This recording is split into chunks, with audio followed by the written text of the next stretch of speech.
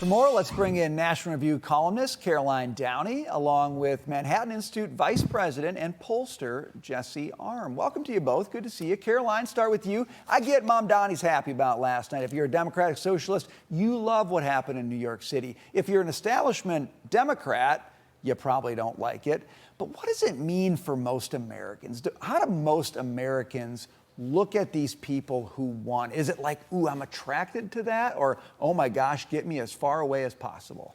Well, no, because when they're saying Medicare for all, free housing, free buses, that in and of itself is bad because it requires punitive taxation on those who already pay the bulk of our taxes. But actually, that's just a convenient cover story, and I think most of Americans can see that, because what Democratic Socialists really want, Brian, is the death of America and its humiliation all the way down. They're being crystal clear about this. No borders, no prisons, no police, no private property. In other words, the bedrock of America and Western civilization. And I just have a warning for the Democratic establishmentarians who think that they can rationalize this. This is not going to end well for you, because Marxist revolutionaries don't stop. They divide and conquer. They keep searching for new enemies to destroy. So in Mamdani's and Chevalier's regime, they're not going to be safe. They will not survive the purge.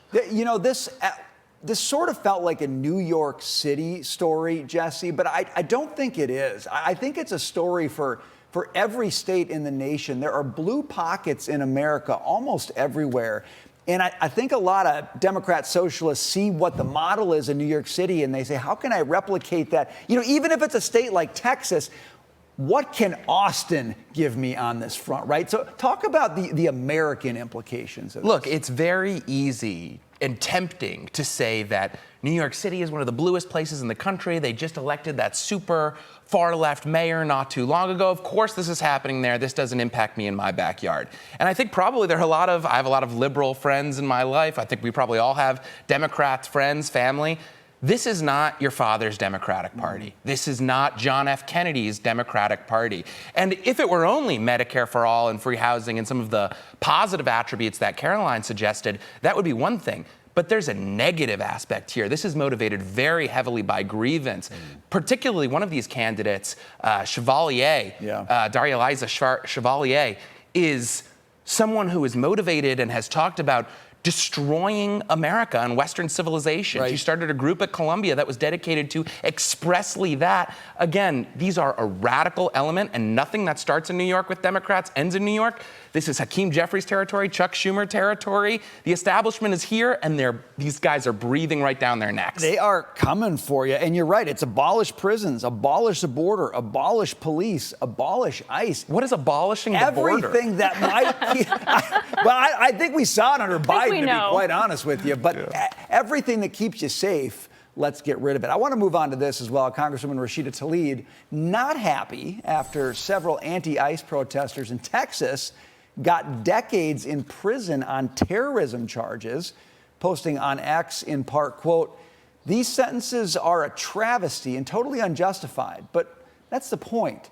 Americans hate the fascist Trump regime, so the only way they can try to cling to power is brute force. She's talking about a group of people that included individuals who shot an officer in the neck, Caroline. But she's right down the line when it comes to these Democrat, socialist, abolish police, et cetera people. Oh, yeah, 100%. Look, combined, these guys got a lot of years in prison, harsh punishments at face value, but my follow-up response is good. Yeah. That's going to serve as a deterrent to any Antifa agitators that think they can be cavalier about ambushing federal agents with weapons, because that's exactly what they did. But, you know, in these squad members, in their ideal universe, there is no such thing as ICE. There is no such thing as borders. So, of course, they object to the premise, which is that you would be punished for protesting that kind of thing, because they think it's a righteous cause, not unlike all those who support Luigi Mangione. Well, it's justified because political violence in this case was necessary. It's just not compatible with our country. And frankly, I think this will serve as a warning to anyone who wants to cause more trouble. 450 years combined. That's a lot. That might be a deterrent, Jesse.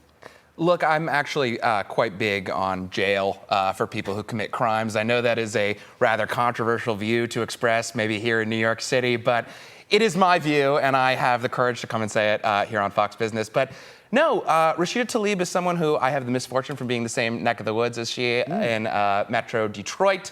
This is someone who is very much aligned with this program of shifting the Democratic Party and even the left flank of the Democratic Party away from the friendly woke phenomenon that we were aware of at one point and toward a much more devious, targeted, and organized third worldism, an attempt to really import the values and politics of a different part of the world that doesn't view America favorably, that doesn't view the contributions of the West favorably, and bring it to our politics. So of course she's going to reject the fact that terrorists have been put in jail for terrorism. Yeah, once upon a time, these were the coexist people. That feels like a very different world right now. Sure does. Caroline, Jesse, great to see you guys. Thanks for being with us.